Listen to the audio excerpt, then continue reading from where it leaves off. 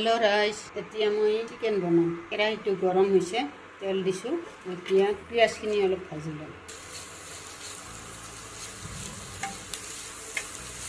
ৰাইজ মানে অকলে ভিডিঅ' কৰিছোঁ তো হাতটো লৰি থাকে। পিঁয়াজখিনি অলপ ভাজি ল'লোঁ। এতিয়া মই ৰচুন, পিঁয়াজ, জলকীয়া, আদা পেষ্টটো ঢালি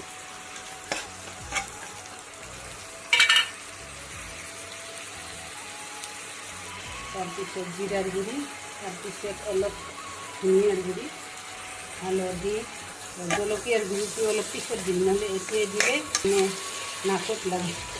এনেকৈ অলপ ভাজি চবেই বেলেগ কৰি ৰান্ধো। মই আগত মছলাটো মানে ভাল কৰি ভাজি কৰি ল'ম।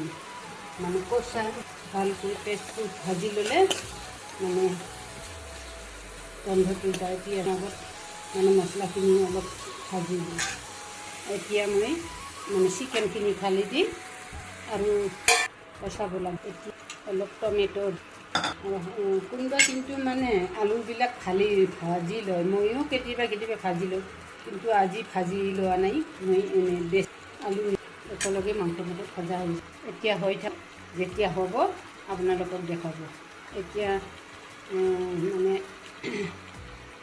মাংসখিনি বহুতখিনি মানে ভাজিব লাগে। আৰু পিছত পানী ঢালি দি যেতিয়া সম্পূৰ্ণ হ'ব তেতিয়া আমাৰ এতিয়া চিকেন কষা হৈ গ'ল। এতিয়া পানী ঢালি দিম।